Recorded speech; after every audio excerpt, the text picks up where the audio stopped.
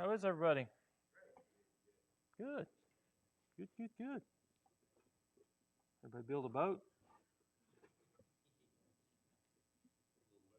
Yeah, that's right. That's true. Very true. Talking about nice weather though the rest of the week. Been a mild summer. Tell you what. Crazy. Crazy, crazy, crazy. That's for sure. You need to remember Anne, um, she got something's going on with her back, and she did not fall, but she had previously um, fractured. I think is what she had said. Fractured some bones in her back, and so doesn't know if she re-aggravated that or what. But she went and got X-rays today, and hopefully tomorrow they'll figure out what's going on with her. Lucretia went to the doctor yesterday, and they liked him really well. They're supposed to get all of the tests and paperwork and all that kind of stuff from the doctor here, and he's supposed to look at all of that, and then in 2 weeks she's supposed to go back down there for another visit. So was very they were very seemed like she was he was very pleased with that, Dr. Phillip, and that went well. Then and she is feeling a little bit better. They put her on a blood thinner, and so she is feeling a little bit better. So hopefully that'll help out just a little bit too. So definitely need to keep them in the prayers as well.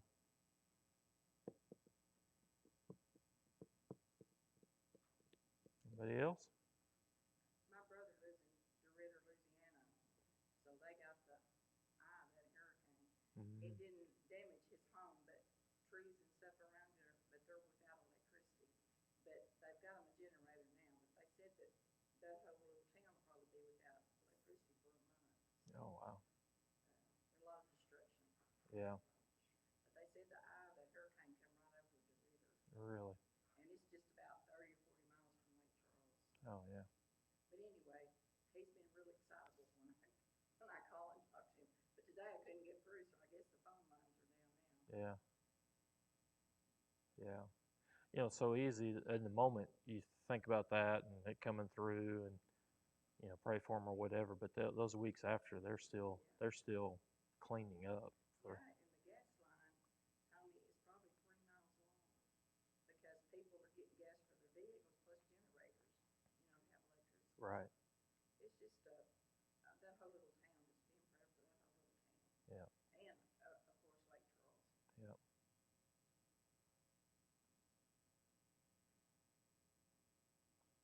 Do you remember Jennifer and her grandson, Zinga? Mm-hmm. My cousin Jennifer. Yeah. 47 and pregnant. Yeah. Yeah. Is this their? Yeah, first. Yeah. Yeah.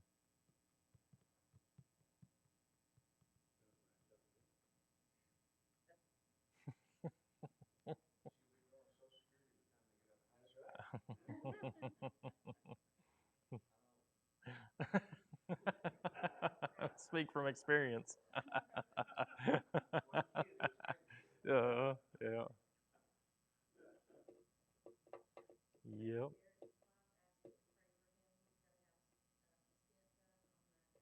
Who was that? Greg Garrett. Hmm.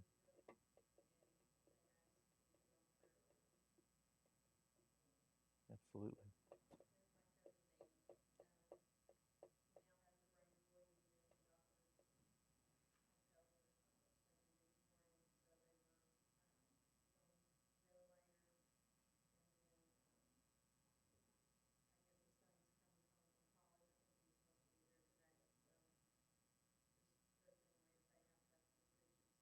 Yeah. How's Dr. Kruger doing now, Jennifer?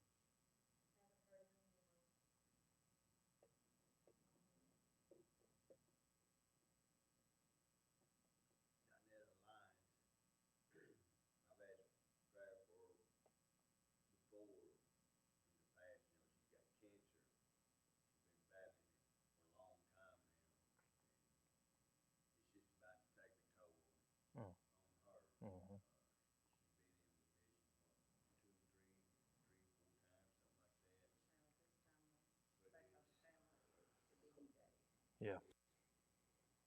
Her name was Dinetta Lyons.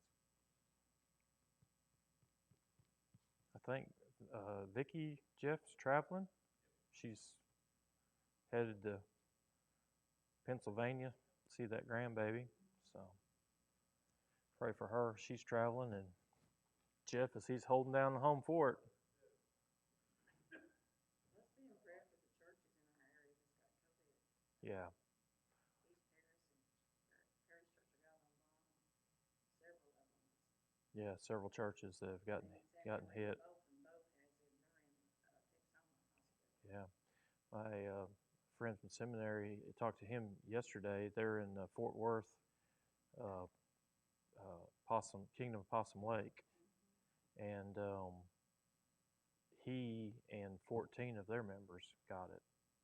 So they've been out since the end of July. Well, we know 3 from Paris Church of God that's got it, but they say there's more than that. Hmm. Somebody said, my sister told me yesterday that she heard there's 13 at East Paris. Yeah, yeah. They had 14, and it was mostly him, and then kind of the group that he's more closely around and whatnot. So.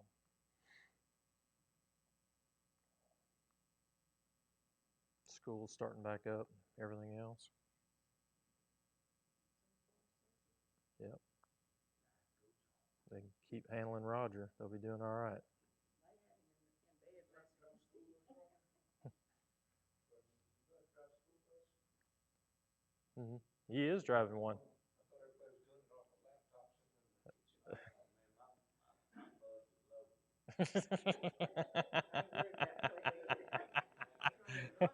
uh, and if he would, More trying to get on his route. if he wasn't driving, he would be too, hanging out the window. Yeah. One of these Sundays, just for fun, we're gonna let Roger share his rock climbing story of him and the kids. the wall climbing where he got in trouble with the kid. He got in trouble with the kid. He gets in trouble with the kids from the teachers playing. All being alive, going to the bathroom just like they're supposed to. Mr. Boy! Here they go.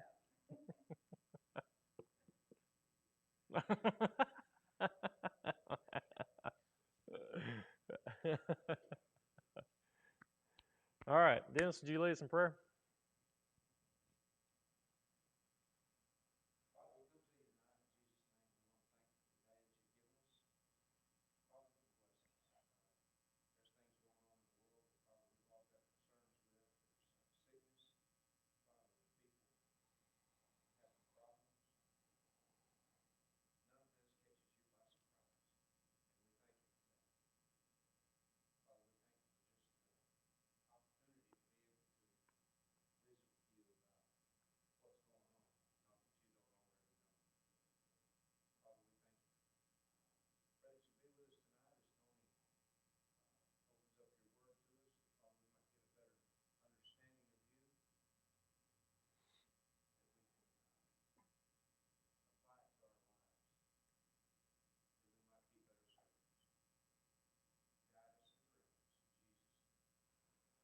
Amen. All right, Deuteronomy 24.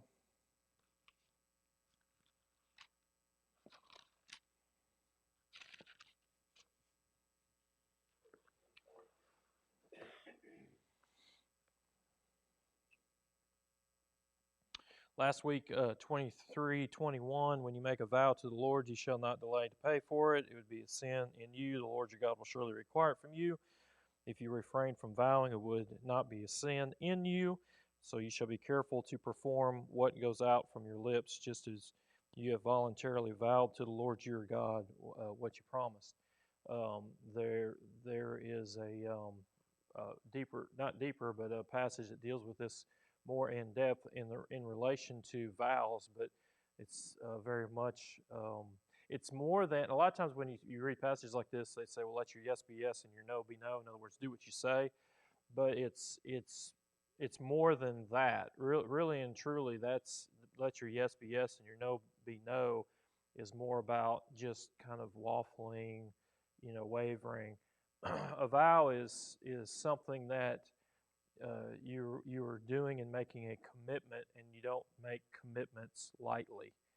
So when you're committed to do something, then the expectation then is to fulfill that which you've committed yourself to do, and then God honors that in relation to that vow or that commitment. We talked a little bit last week about Hannah.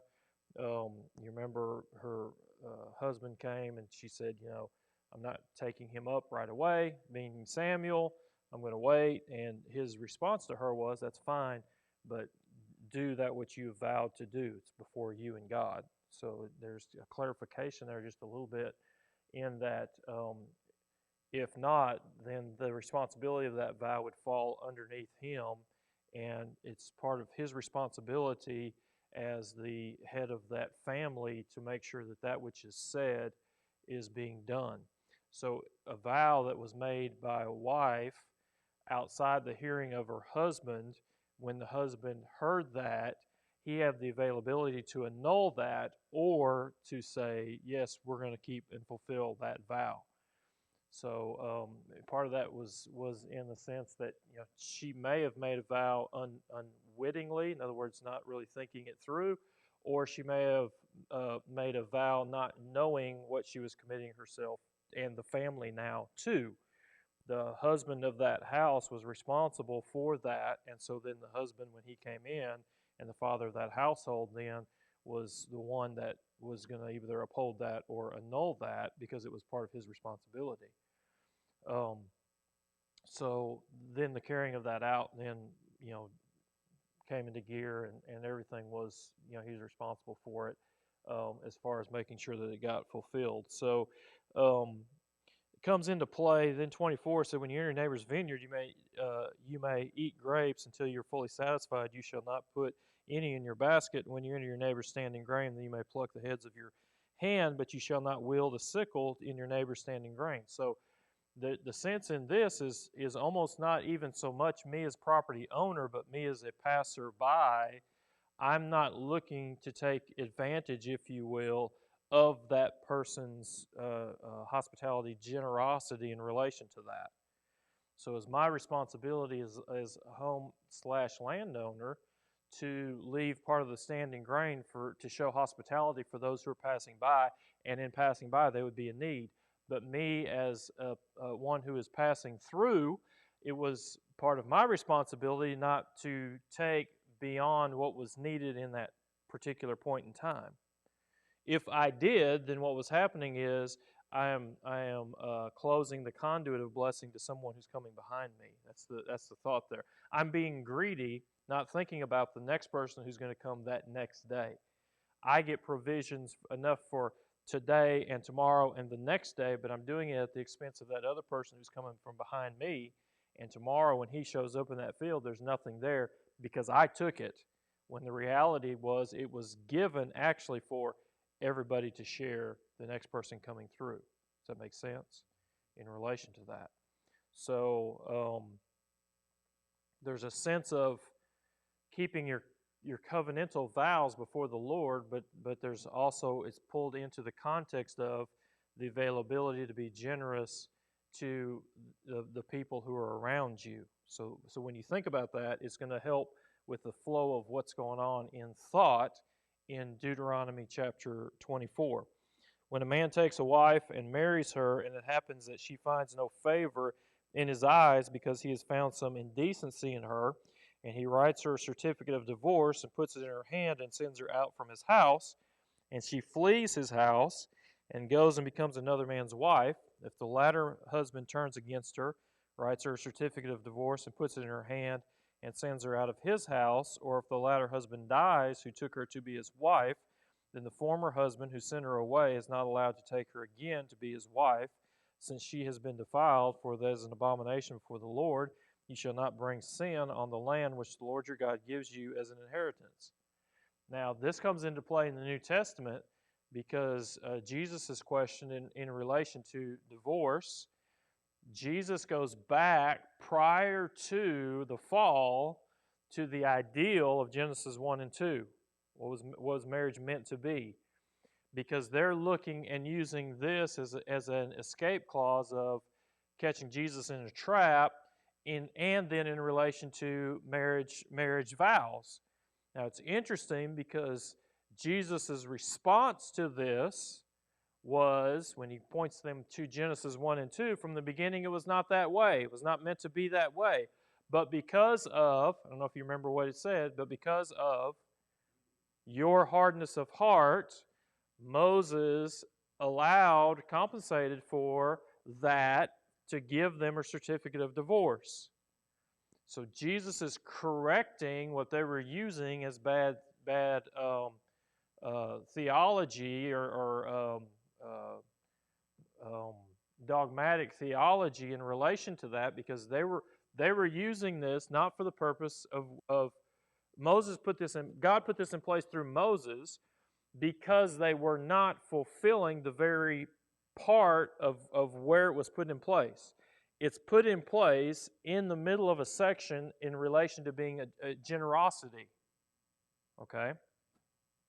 But now what's happening is that's being twisted, and it was being used for personal advantage. So the fact was, a man could find any reason to divorce his wife. Literally, I mean, there's in extra biblical writings, she burned his bread. He could offer her, he could divorce her. Well, no, I won't ask how many of y'all would be divorced then, but the sending of away then all of a sudden became an availability of an out to be able to take her off, send her off. It is today's, what is literally today, when you go to the court, irreconcilable differences. What does that mean? We just don't get along. So what are we going to do? Go to divorce. And he says no. It was because the certificate of divorce in this case was actually put in place to protect her. Why? Because man, the husband, instead of being protector for her, was exposing her, sending her away, and now what happened whenever she was sent away? She's damaged goods, which means what's going to happen to her? A few verses earlier, he says, don't be a prostitute. Well, what's probably going to happen to her? Probably going to become a prostitute in order for her to be able to make it. So what does God do is he allows, because of what's been done to her, to offer a certificate of divorce. Now, I carry that in if you look at 1 Corinthians, and I think Paul's picking up on all of this in relation to staying with the ideal, but also when he talks about someone who's been abandoned, right, treating them as an unbeliever. That's an unbeliever move, okay? So, for example, if we have a couple I'll just speak of in relation to Cornerstone. We have a couple in relation to Cornerstone, two that are married, come together, we're getting a divorce. Why? I don't like her anymore, right? Well, what are we going to say to him? We're going to say, number one, that's a non-Christian move. That's a non-Christian move. Now, you know, in a lot of cases, she's maybe saying the same thing, but there are also a lot of cases in which she's saying, no, I want to do everything I can to reconcile the marriage and make this work. And oh, by the way, it works both ways. Not just a man who that's always the case. It's actually at least 50-50 right now in relation to that. But what do we say? That's a non-Christian move. Do you understand what you're doing whenever you're doing? You are abandoning this relationship. That's a non-Christian move, okay? And now you start pulling in Corinthians and all of the understanding of what that is and what that means and how does the church respond in relation to that, okay? So in this case, what's happening is she's being protected because he, if you will, is abandoning the relationship, and you see that in Corinthians going on as well, right? You have someone who is let's say is abusive. Well, what is that? What is that? It's a non-Christian move. Now, the church, when they step in and they seek to help restore that relationship in relation to that, sometimes you'll find that woman or that guy say, I don't give a rip about what you think or believe. I'm going to do whatever I want to do. And what do we say? That's a non-Christian move. You're acting as if you were a non-Christian. Now, through the process of trying to reconcile that, they keep holding that stance. What does Paul say? You treat him as an unbeliever. It's an unbeliever move in relation to that. Now, that's not, a lot of times that's not well received, but the reason it's not well received is because we, in today's society, and the church, have gone back to this point and basically saying irreconcilable differences, what difference does it make? Just do whatever you want to do. And none of this applies to us as far as that goes. But no, that's not what's going on. He's not taking care of her, so what does God do? He has to step in and he protects the unprotected. Now, she goes to her next husband, and what does he do? He does the same thing. Well, what can she not do? She can't go back to that first husband, and now it's what we would call, or I would call, this wife swapping, right? This wife swapping. What difference does it make if I'm with him back here, then back with him, and then back with him? What difference does that make? No, that's not the reason that was put in place, right? Why? Because when that breakup is made, and this is an important point to make here, when that breakup is made, it means something, right? When that breakup happens, it means something. But you see, it's an issue of, again, protection, which is why it fits in relation to this particular passage, because it's talking about protecting that individual. If you look at that, the wording in Jesus, you think that there was more than just wording of bread, Yeah, but they've already covered. He's already covered a couple chapters ago all of the issues of adultery and fornication. Yeah. Yep. So that's why it's important to understand what Jesus brings in Matthew in the Gospels, because now he is setting in place context of why did Moses do that? Why did Moses write them a certificate of divorce? And he says to them, it's because of your hardness of hearts. In other words, it wasn't, he's speaking to those religious leaders who were using this as, see there? And he's saying, no, it's because of your hardness of heart. You leaders, and you, in this case, men, were doing what? Sending them off unprotected for no reason. So what did Moses do? He sought to protect them by making it, if you will, legal, which now protects her to be able to go to that next guy. Why? Because she's exposed. She's exposed. In that cultural context, she's exposed. She is vulnerable. And we're going to find in the rest of this chapter that that's exactly the context that this chapter is dealing with. Yeah. So I don't see, I see 2 chapters earlier, there is, okay, that will handle all of the adultery mess. You know, if she's in the field, it's assumed that she's cried out. She can't help that.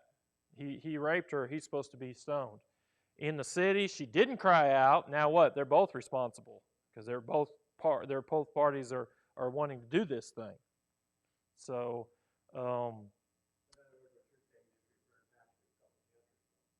well, no, what I'm saying is the reason it's getting brought up again is it's because it's talking about protecting the vulnerable. Protecting the vulnerable. Yeah. Yep. Verse 5. When a man takes a new wife, he shall not go out with the army, nor be charged with any duty. He shall be free from at home 1 year, and shall give happiness to his wife whom he has taken. Now, again, this came up a couple of chapters ago as well, but what was the context then? It was when you're going out to war, right? And you can't have a distracted soldier who's constantly wanting to look back at home because he hasn't received the blessings, if you will, of home. But in this case, what have you got? You've got, again, that same passage that's speaking about here in terms of protection. She's newly married. How's he going to establish his name if he was never really able to come to her? And assuming if they did consummate the marriage at the wedding, she could very easily be pregnant. And now what happens whenever now you've got a woman who's at home with a child and he's gone off to war? So it's not so much about his focus while he's off to war, because it's not context of war in relation to thinking about at the battle, here's what you got to be thinking about. But now it's in the context of the home. What are you doing? You're leaving your home vulnerable in terms of that. No, he gets the leave of absence, if you will, to main guardian and protector of that home. He gets that established for a year, and then what happens? Then he's able to go to war, right? As far as that goes. So, and what's it do? Again, notice what it says. What's it doing for her? It's giving happiness to her, right? So now you've got protection and joy and happiness, right? That's happening. And it's coming from that protector perspective, okay? 6, no one shall take a hand mill or an upper millstone in pledge, for he would be taking a life in pledge. So what's he doing if don't have sufficient means? What could he not take? Yeah, he can't take a means that's going to allow him to provide for his family. Yeah, so I can't come in, and now in taking that, what that just did was it now took his means of being able to be provider for his family. Can't just come in and say, as Israelite to Israelite, well, you owe me, so I'll just take whatever. It doesn't matter. I'll take whatever. No, you can't just take whatever, because it's a means for him to be able to provide for his family. If a man is caught kidnapping any of his countrymen of the sons of Israel and deals with him violently or sells him, then that thief shall die. You shall purge the evil from among you. Right? So again, taking what's not mine, selling it, and what's it leaving in its wake? What is this action? When I make this is kind of the value principle that I take from all of this. When I do this action, it's not just how does it benefit me, but what wake does it leave behind me? Boat that passes through the water leaves a wake. There's a consequence for it having passed through. When I pass through, what wake does it leave behind me? If I take someone who is and enslave them, or I take someone and deal violently with them, it may benefit me, but what does it do for them and their family and everything else behind? I have to take that put that into the equation.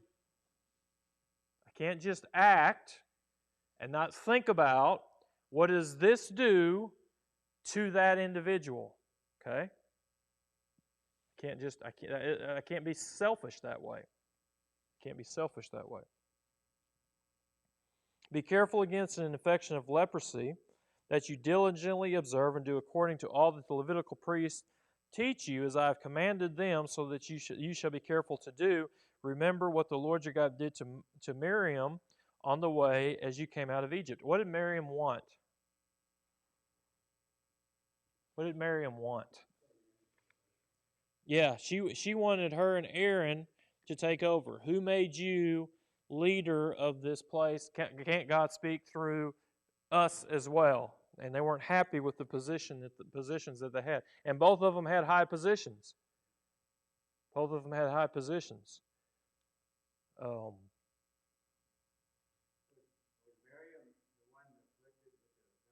And she. Mm-hmm. Yep. And so the response from God was wouldn't even. I'm gonna butcher this, but wouldn't even those who are defiled stay outside the camp 7 days? And the answer is yes. So what happens? Struck her with leprosy. She's now outside the camp, separated from the people, and nobody moves. The whole camp ends up staying there until she's cured of leprosy. Again, what was that? Selfish act on behalf of her and Aaron, self-gain, affected the entire people. Yeah.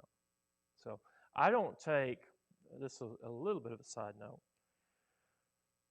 Be very careful. Let me phrase it this way. Be very careful when you're going through Leviticus, Numbers, Deuteronomy, especially Leviticus, though, when you start talking about dietary and disease laws, be very careful in writing those off as health issues.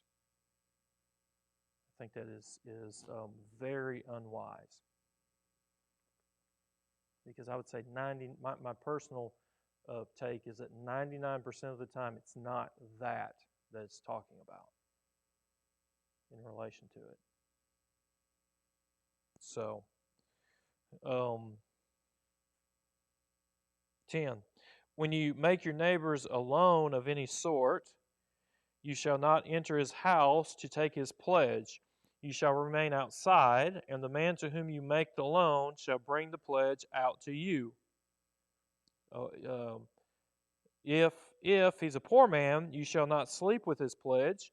When the sun goes down, you shall return the pledge to him, that he may sleep in his cloak and bless you, and it will be righteousness for you before the Lord your God. What does Proverbs say about a borrower and a lender? Do what? Yeah, for an Israelite, don't be either one. Borrower is a slave to the lender. Who has power in that relationship? The lender has the power, and the borrower is a slave to that. So now, you need a loan. Now, the Israelite already couldn't charge interest, but how could he collect?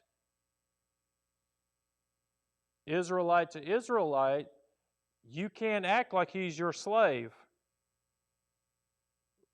Because why would you give an Israelite to Israelite a loan? In theory, it should be practicality, but in theory, why would you, me, Israelite to Israelite, why would you give them a loan? If I'm not going to charge interest, why would I give them a loan? Because I'm helping them through bad times because I'm not getting a profit at all from it.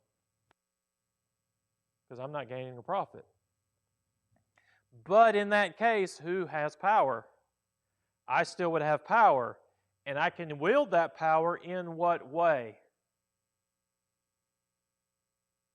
Just like what he's talking about.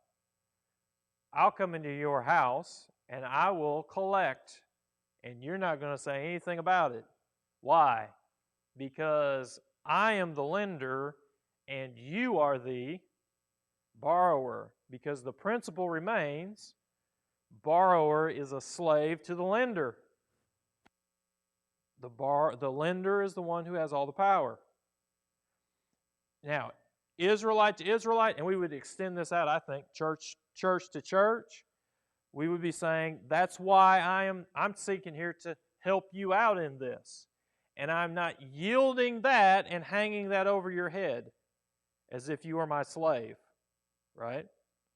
Now you move outside of that context and you start going to, and this is not a popular thing to say at all, but you move into our culture, and I'm saying church member to banker, credit card company, car company, whatever. If you are the borrower, what are you in the relationship? You're the slave. You're the slave. Yeah.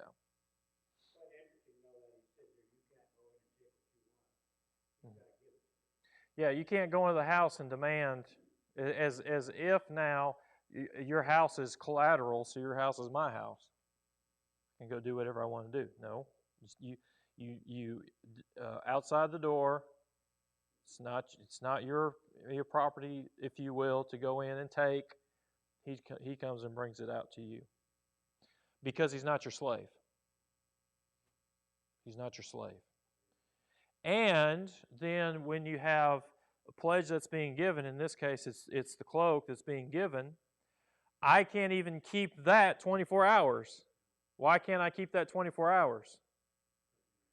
Yeah, because it's protection that he might need for the night, right? So we've already gone through, you can't take his means of provision, but you can't also take his means of protection. Yeah. See, the relationship between one another is totally different than what it is Israelite foreigner. It's totally different. The way you treat each other is totally different in relation to that. So it's just a second or third TV, and you have to stand outside and let them bring it out. Yeah, yep, yeah, yeah, yep. Stand outside and let them take it to you. Yep, no doubt. So, verse 14, you shall not oppress a hired servant who is poor and needy, whether he is one of your countrymen or one of the aliens, or one of your aliens who is in your land and in your towns. You shall give him his wages on his day before the sun sets, for he is poor and sets his heart on it, so that he will not cry out against you to the Lord, and it becomes sin to you. You have workers now who are working your fields, employee, employer, who has the power? Employer has the power over the employee, right? Now, an alien who's living in the land is considered part of the people, right? You know, he's considered part of the people. He's come in there to live, and although he's not an Israelite, if you will, by birth, he has come in as an Israelite, if you will, by, if you will, adoption. Okay. Well, employer has the power. He can, instead of that employee who needs that wage that night and he's done his work, the employer could hold that wage knowing that he sets his need, he has a need in that and sets his heart on that because he needs to go buy bread before he goes home to be able to feed his family. But I say, I'll take that and I'll pay you every once a week or once every 2 weeks, and I'll go bring that to the collectors and I'll get interest on that, and then I'll pay you, and I'm making a profit here while I'm exploiting you. Israelite, God says, no. No.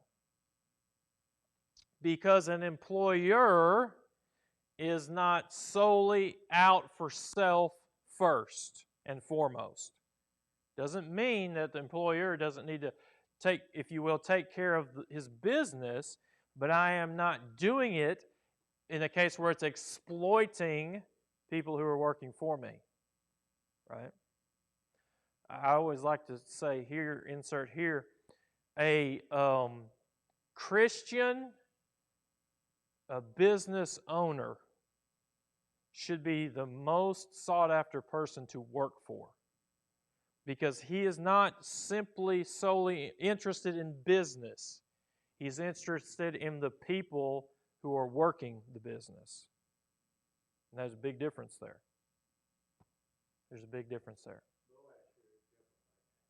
Boaz did. Yeah. Yep. In pretty much every way. It's why Boaz is looked at in many ways as a foreshadowing of Christ in a lot of ways. Yep.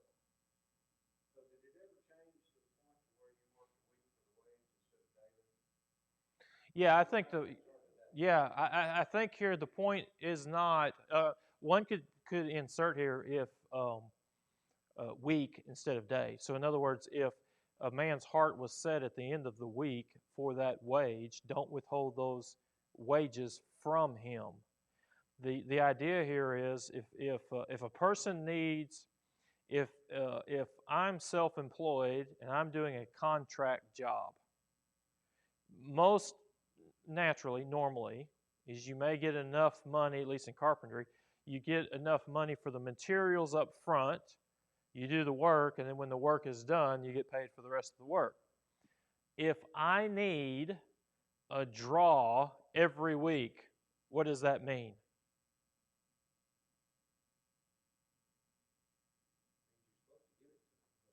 Well, no, what I'm saying is, what does that mean for me needing that draw every week? Having to come to that homeowner and say, I need a draw. I know I've got money for the materials, but I need a draw. I need a draw. And every week I'm coming in for a draw. Yeah, I'm living week to week. That's what that tells you.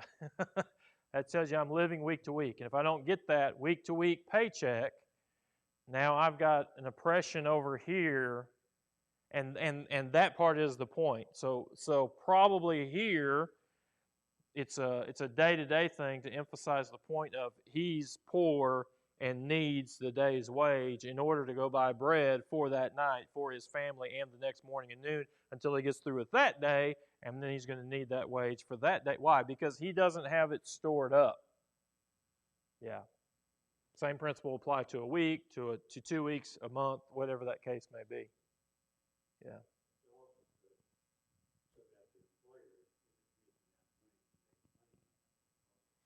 Yeah, at the expense of that employee.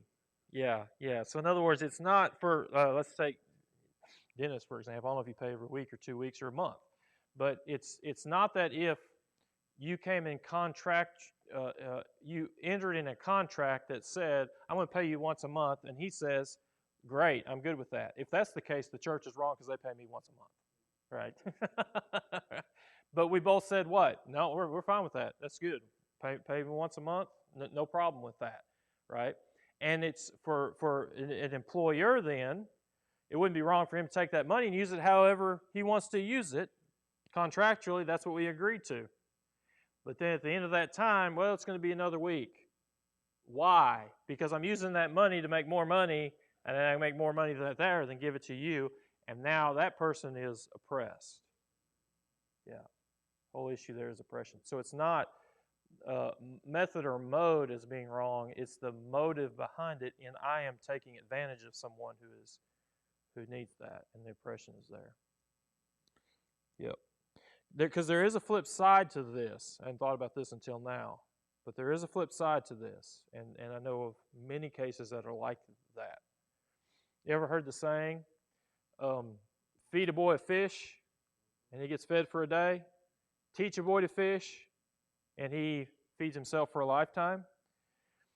There are employer situations where you have an employee who takes advances before he does the work. Now, I'm not saying that you leave that person vulnerable, but if there's a pattern that's developed with that, are you helping him by continually feeding him that in that way? No, because what needs to happen? He needs to manage his money and learn maybe to manage his money well, and you're actually feeding, if you will, a bad habit. We want to help, but here's one of the things I like to say. We do not want to reward bad behavior because it's not helpful. Yeah. We may overlook bad behavior. And we better be careful about that, because how much bad behavior does God overlook, if you will, in the sense, not that he didn't pay the price for it, but overlook in the sense of, are you glad and am I glad that we are not struck dead every time we sin against God? Yeah, and so God passes over that sin. How does he do that? Because of the sacrifice that Christ has already made. And when we pass over sin, it's that way. But what are we not wanting to do? In rewarding bad behavior, it's now fostering them to do it more and more and more and more and more. That's why the whole governmental handout system is like totally messed up, because it's rewarding bad behavior. And that's where this thing gets messed up with media and well-intended people. You don't care about the oppressed or poor, right? Welfare and all these other things. No, what we don't want to do is be rewarding bad behavior that's underlying biblical principles. We want to be there in helping in relation to poverty and in relation to people who are vulnerable. But when it's paying you to stay at home when there's other people who have work, and you say, well, I'd rather be lazy and sit at home and draw a check than I would go to work, what do we say? That's not good. That's not good. Because at that point you're not helping, or saying you can't use the escape clause. Well, I am trying to help the vulnerable or those who are exploited. Why? No, there's plenty of work over here for them to be able to do that. Does that make sense? All of it's covered here. 16. Fathers shall not be put to death for their sons, nor shall their sons be put to death for their fathers. Everyone shall be put to death for his own son. Now, this is vulnerability and in protection of vulnerability both ways. A son does wrong. Oftentimes, what does the father want to do? Bail him out. Bail him out. Right? But the sin that is done there is done by son. And here's where you see a lot of times people come and they'll talk about this. They will be incredibly guilt-ridden for the things that their sons and daughters do, as if they are still responsible for them when they're 25, 30, whatever years old. Well, that's not. And there's a sense in which sometimes sons and daughters can blame that on their parents, and there's oppression that's going the other way. Well, what does this really show? It shows that there is a line of delineation in which each is responsible for his actions, his own actions. You and I are responsible for teaching our kids and our grandchildren, as much as it depends upon us, the principles and values of the Word of God. But then what comes into play? And I'm having this right now with my two, not in a bad way. It's just where we are at in relation to life. You have to. I've taught you the principles and values that I believe in. You now are responsible not to carry those values and principles out, but decide what it is that you believe. And you are responsible for that which you do based upon what you believe. And my accountability in relation to that has ended. Has ended. You looking for sound wisdom? I'll give you the best sound wisdom I possibly can. But ultimately, guess what? You have to decide. You have to decide. We've got this, not in a bad way at all, but got this going on with Nate and Michaela right now in some life decisions that they're making. Here's my thoughts, but here's the deal. I am your father, always will be. You are now husband of her and your family. That's your responsibility. Try to instill in you the principles and values. You have to decide what it is that you believe about those things. How is God leading you and your family in relation to that? And I am not responsible for those decisions. Does guilt? I'm just starting this, so y'all can answer this for me. Does guilt play into this when they make bad decisions? Well, I think that you have to remember where you were at that age. Sure. Yeah. Sure. You say, well, how can 20 people Mm-hmm.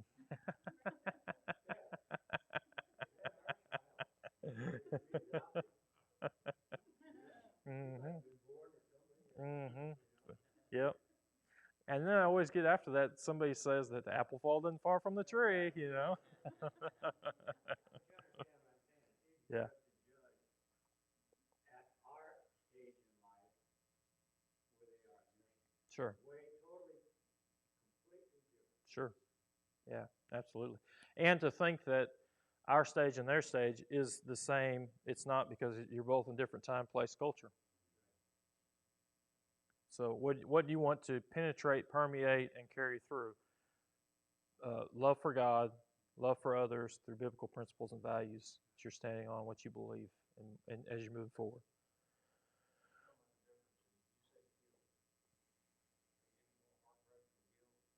Yeah, I think.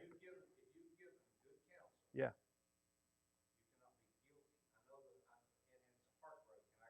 Mhm. Mhm.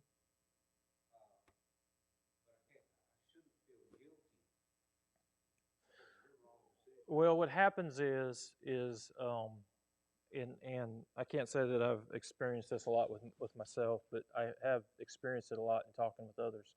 What happens is you connect their mistakes with your mistakes, and those can legitimately be mistakes that you made. You see, and I see later in life, where earlier in life our priorities should have been different, and we should have instilled those priorities in those kids, and now because of that, they're not doing some of the things that they should have done. And that's where the guilt comes in. Yeah. The heartbreak comes in when even now you're saying, I messed up back there and I can't change that. But learn from what I'm telling you now, or even those things where you did instill the right things in them and they're going south, and then your heart breaks both ways in relation to that. Well, and that heartbreak, when you have that heartbreak, the guilt part is what the devil brings. Yeah, and what happens is you generally you either it's hard to maintain middle, so you either were too loose or too tight. Those who are too tight really struggle with guilt because it's my fault, because it didn't turn out right, because they're I hate to say this, but in many ways can be legalistic in their approach. Talionic justice. Do A and B happens, right? A for A, B for B. Now, because of that, it didn't happen. Well, a lot of times it's a hard conversation to have, but you say, so if they would have turned out perfect, would you have taken credit for it? Well, no. Well, no, and you shouldn't have. Because all the things that you have done, you do by the grace of God. You made mistakes of that? Absolutely, you do. But so you need to reevaluate, calibrate yourself in relation to all these things. And a lot of times what happens is then that hard-nosed, legalistic, and what happens you see on that end is when they get the keys, they go rampage. I mean, they go off because they've got freedom, and the parents don't have the capacity to restrict that freedom like they could before through law. So there wasn't relationship there to help carry that over. So then they move, hopefully, to the middle and not too far.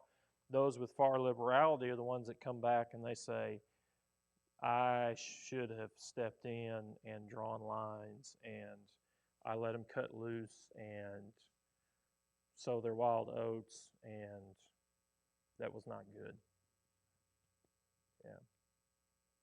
But they're responsible for their own actions. At some point, yes, I did. I was too far right. I was too far left. Absolutely, 100%. And guess what? You cannot, you can use that to explain where you're at, but you cannot use that as an excuse to continue in the place where you are at. You're not a victim. Even at an early age, they were 2 and 3, they're still responsible for his actions. If you touch the animal spike, Yes. Yes. he does Yes.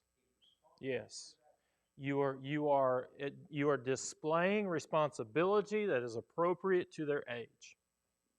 So if a parent gives a 3-year-old a knife, who's responsible for the consequence of what happens with that? The parent. Why? Because it was inappropriate to their age.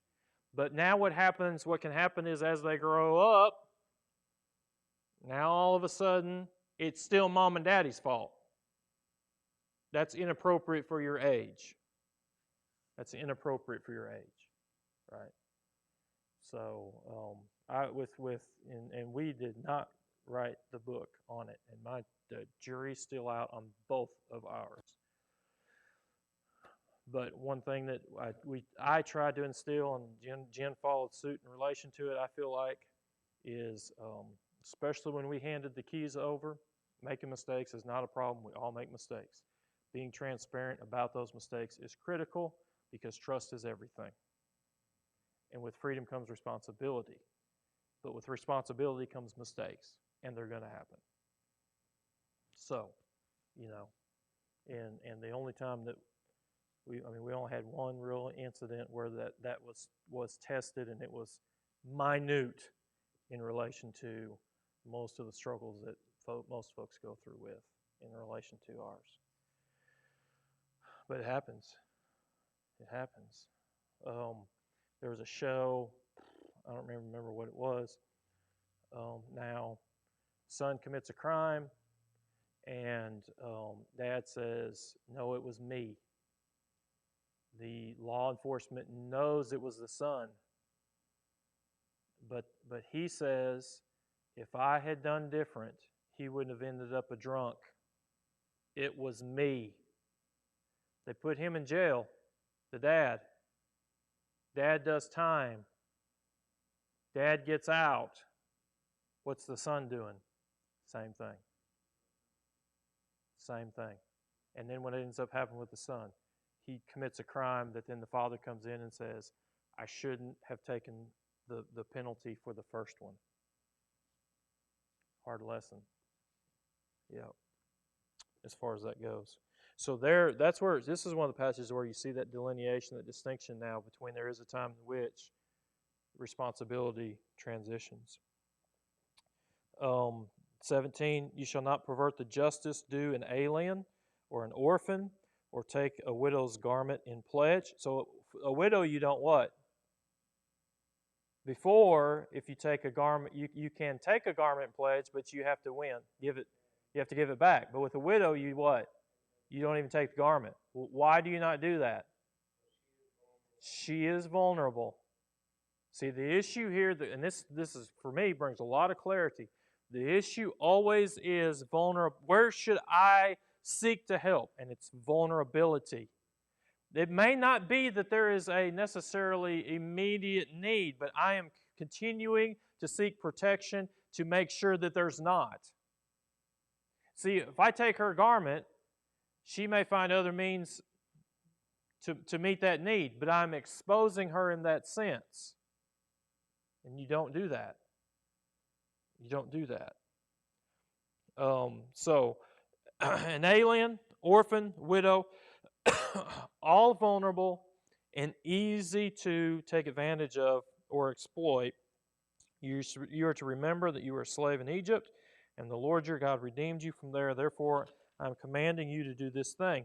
When you reap your harvest in your field and have forgotten the sheaf in the field, you shall not go back to get it. It shall be for the alien, the orphan, for the widow, in order that the Lord your God may bless you in all the work of your hands. When you beat your olive tree, you should not go over the boughs again. It's to be for the alien, the orphan, and the widow.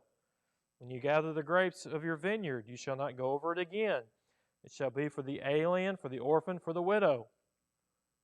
What are you working for? What are you working for? And this is a very hard husband-wife discussion. Because there's Dave Ramsey. There's always one, and usually it's the spender who's the giver, and there's one who's the saver. And there's going to be two different struggles in that. The spender there's a struggle with spending, but the other side of that is he doesn't have a problem sharing. But the one who is hoarding, right, or not even hoarding, saving, they struggle with what? Hoarding. In other words, know what is ours, and we're not going to share. We're going to squeeze everything that we can out of it. Right?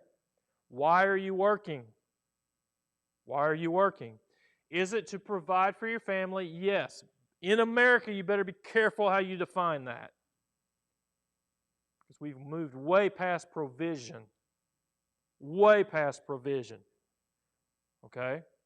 So provision, protection, yes, that is one reason why you are working. But what's the other reason? Yes, and that's Ephesians 4:28.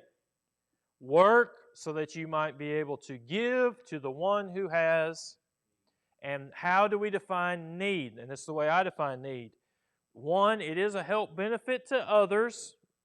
John, Jean Marie, Haiti, mission work, that kind of thing. But the flip side of that is someone who is vulnerable. Someone who is vulnerable.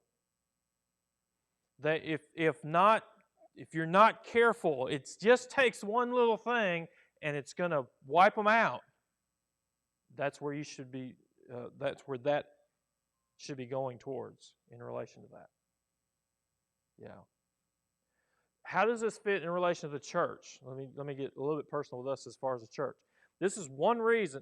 I'm looking at this individually, right? Me and Jen to grow in this area. But I'm also looking at it in relation to the church. Why, me personal, and I would say leadership group as well, why is it we personally want the church out of debt?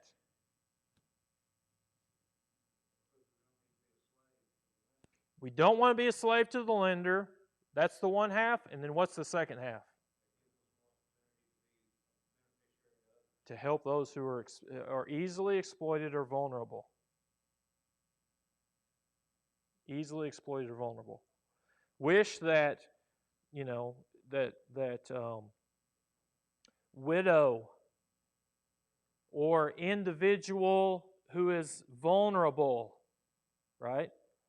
They get older. What's one of the things where they can be exploited? Living conditions, being able to take care of themselves, different things like that. Or there's avenues there for us missionally, locally, to be able to invest in and maybe have a ministry that we've never even thought of? Absolutely. But what do we need to do? What do we need to do first? Get out of debt.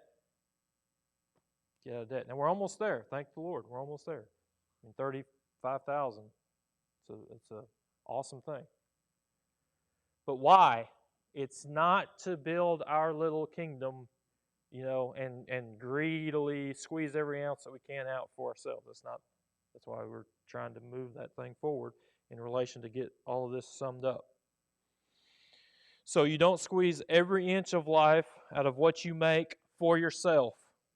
There should be built in every person's, and this is not just tithe, okay? Tithe is a tenth.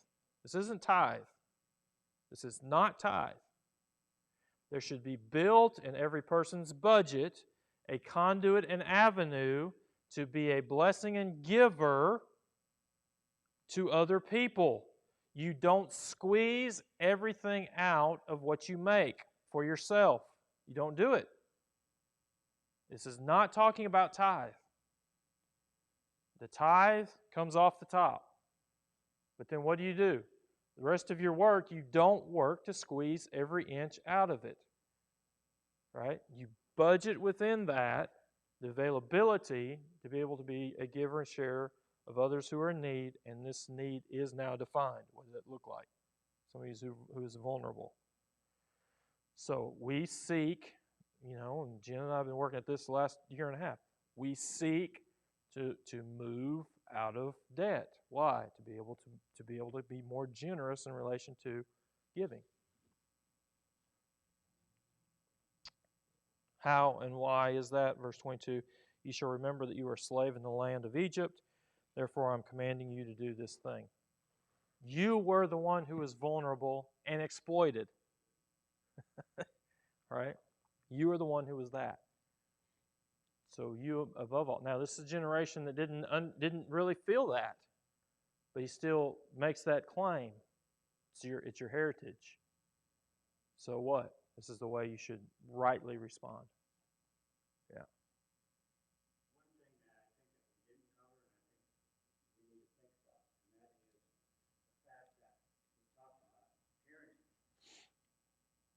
We have to be very careful with grandparents, because we can go ahead and we can upset the apple cart just as much as anybody. Mm-hmm. And it's easy to be very lenient as grandparents, especially as great grandparents. Yeah.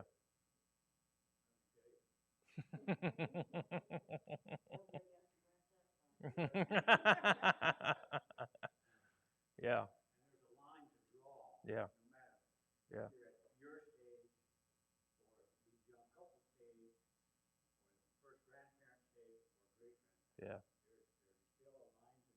Yeah. And you have to be supportive of a parent, Yeah. and, as long as they're keeping it proper. Yeah. Yeah. It's, you've, the rules, and I guess most of y'all are there. We're not there yet, and not necessarily pushing to get there, but the rules of grandpa and grandma's house should be, hey, enjoyable, whatever. But yeah, you're not wild heathens that now all of a sudden, can be doing such craziness that whatever.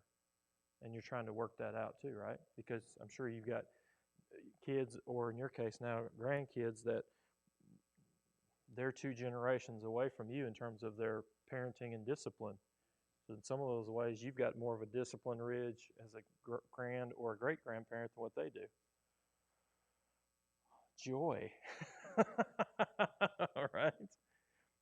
But I would say this: you have greater influence than what you realize, not because of what you say, but because there is already built in desire for them to be pleasing to you.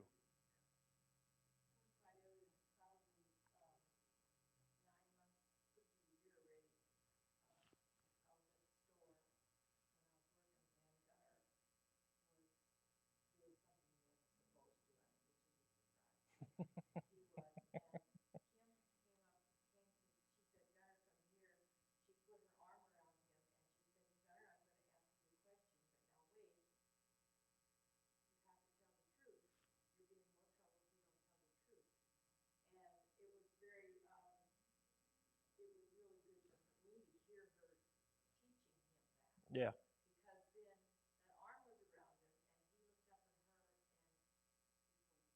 Mm-hmm. Yep. Yep. Yeah, absolutely. Absolutely. Long-term influence, that's for sure. Never ends. All right, let's pray. Father, grateful for your word, grateful for this time we spend together, just opening up just the treasure chest that it is, and the patience that you have with us, and Father, just the undeserved blessing that you give to us. May that extend out into all the relationships that we have, and pray, Father, that we might be available and intentional about being a blessing to others. Um, we certainly benefit from that just by being blessed from you, but it's also, more importantly, a blessing to them. And we pray for that for your glory's sake. These things we pray in your Son's holy name. Amen.